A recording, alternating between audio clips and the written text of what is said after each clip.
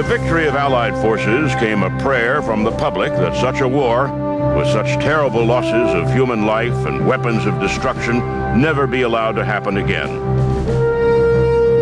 Many called for the elimination of the Army, the destruction of the Navy. Aces like Rickenbacker were shown by the newsreels, trading in their uniforms for new suits to pursue peaceful careers. Mitchell returned to Washington and the War Department as the acknowledged expert on military aviation. But those who commanded the Army and Navy felt that aviation was still just an adjunct to artillery and battleships. The service heads joined with powerful groups in Congress to effectively wipe out the aviation units in favor of more conventional weapons. Without realizing it, they began a battle which would last longer than the war itself and cost Mitchell his career. In the spring of 1919, Mitchell wrote an article in which he predicted, "The Atlantic is going to be crossed, and within short times we shall have regular airplane mail transportation between America and Europe. We no longer measure distance by miles, but by time. The commercial traveler henceforth will read the new air timetable and find that Chicago is 4 hours from New York, or Los Angeles is 28 hours from Boston." To prove his points, he launched the first transcontinental air reliability contest of Army aircraft from New York to San Francisco. But as Deputy Director of the Air Service, Mitchell focused his energies on convincing the Congress of the value of his vision, that air power would soon overrun that of the Navy's warships and Army's ground troops. His vision was made public in congressional budget hearings, where he testified and laid out his challenge.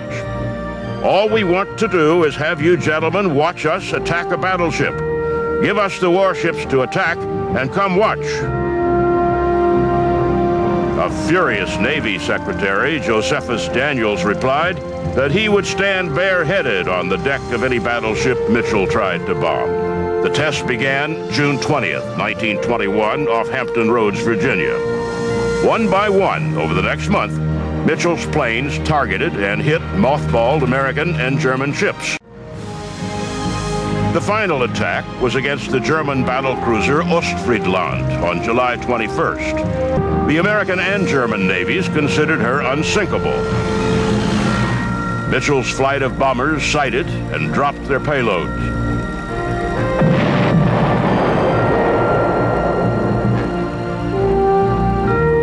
They placed the bombs around the ship, crippling the battleship's hull. It took less than 4 minutes and 4 bombs. Ostfriesland rolled and went down.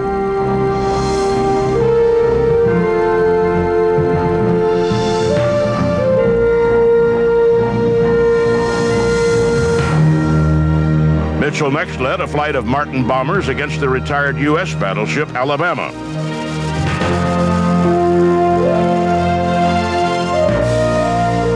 With General Pershing and other Army and Navy officers looking on from the transport ship San Miguel, the air group sent the ship to the bottom.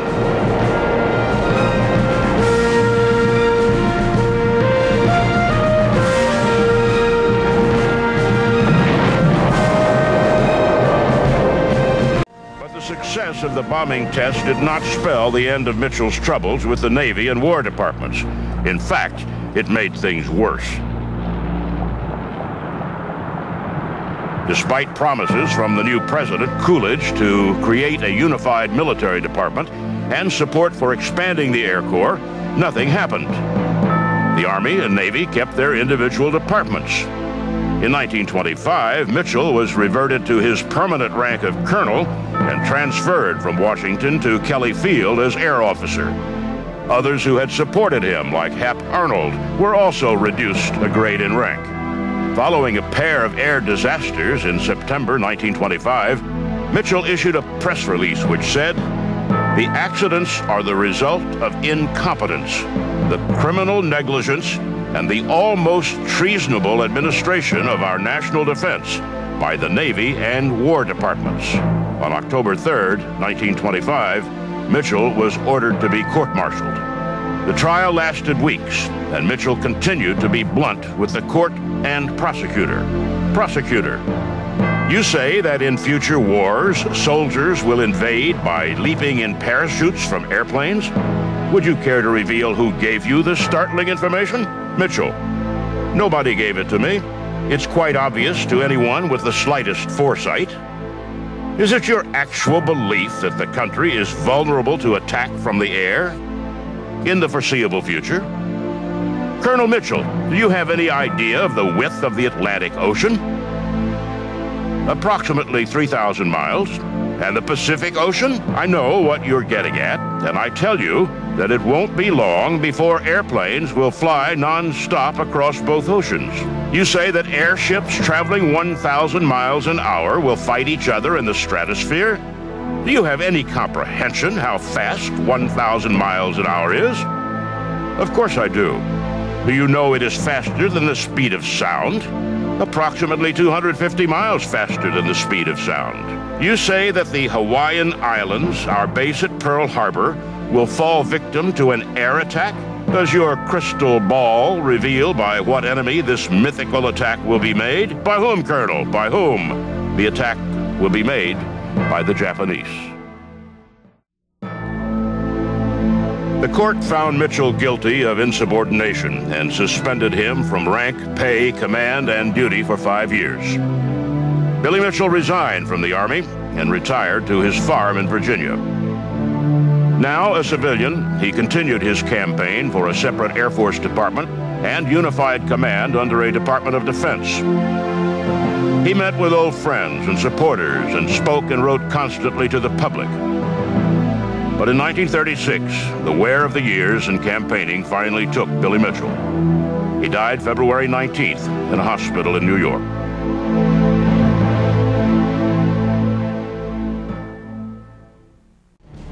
Billy Mitchell fought with distinction in 2 wars. He set a world speed record and proved beyond question that his vision of the future for the nation and his beloved air service were correct. Though a thorn in the side of those he considered mossbacks for failing to be innovative or intelligent, his voice and vision reflected his love of country.